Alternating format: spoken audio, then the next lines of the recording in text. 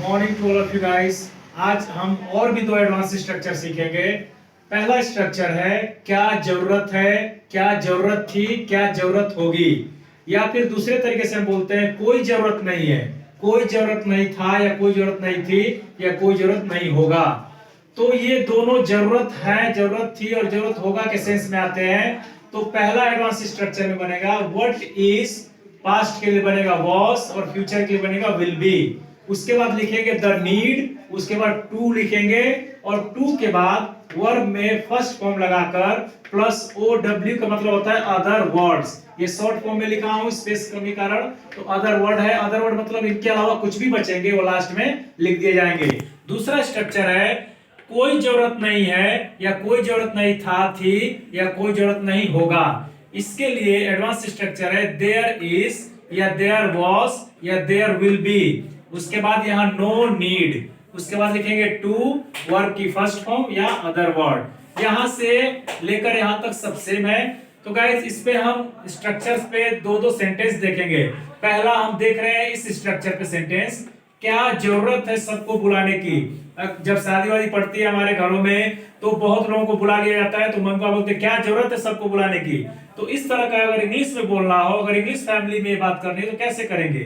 तो बोलेंगे what is the need to call everyone, क्या जरूरत है सबको बुलाने की।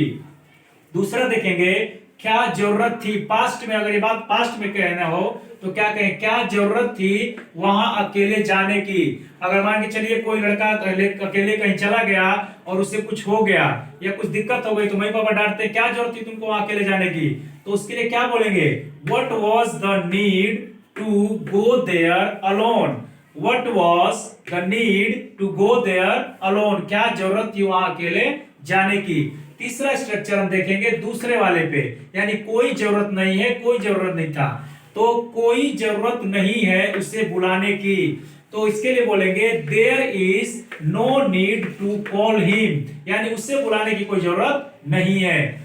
नेक्स्ट देखेंगे कोई जरूरत नहीं थी, इसी में पास्ट देखेंगे, कोई जरूरत नहीं थी उससे बहस करने की। There was no need to argue, argue मतलब होता है बहस करना, और जिसके साथ करना है उसको विद हिम, यानी उसके साथ बहस करने की जरूरत नहीं थी। The next one is here, future पे एक हम ले लेते हैं, कोई जरूरत नहीं होगी वहां उसके साथ खाना खाने की। यानी कि अगर मान के चलिए कोई बोले कि मुझे वहां पे जाके खाना भी खाना पड़ेगा क्या उसके साथ, तो बोलेंगे नहीं नहीं कोई जरूरत नहीं होगी आपको वहां पे खाना खाने की। तो उसको इंग्लिश में कैसे बोलेंगे, there will be no need to eat there with him, यानी कि कोई जरूरत नहीं होगी वहां उसके साथ खाना खाने की। तो गाइस आज हमने इस पर और इस पे दो एडवांस स्ट्रक्चर एक ही बोर्ड पे देखा, और एक ही बोर्ड पर एक स्ट्रक्चर में तीनों टेंस हमने देखे। इसमें भी तीनों टेंस और इसमें भी तीनों टेंस। प्रेजेंट आएगा, अगर है आएगा तो इज लगाएंगे, था थी आएगा तो वॉज लगाएंगे, होगा होगी रहेगा तो विल भी लगाएंगे। उसके बाद ये तो कांस्टेंट रहेंगे, यानी सब में ये ऐड होते रहेंगे। दूसरे स्ट्रक्चर में कोई जरूरत नहीं है, देयर इज नो, नो का यूज करेंगे कोई नहीं के लिए। There is no need to, verb की first form plus other word. तो गाइस आज के लिए इतना ही। आज हमने दो तीन स्ट्रक्चर सीखे हैं, इससे पहले वीडियो में मैंने एक स्ट्रक्चर बताया था आपको। तो गाइस आप देखते रहिए और सीखते रहिए। मेरा मोटो है ये कि आप एडवांस स्ट्रक्चर सीखिए और इसका नोट्स बनाते रहिए ताकि इन फ्यूचर आपको ये काम आए। Thanks for watching my video, subscribe share and like this video.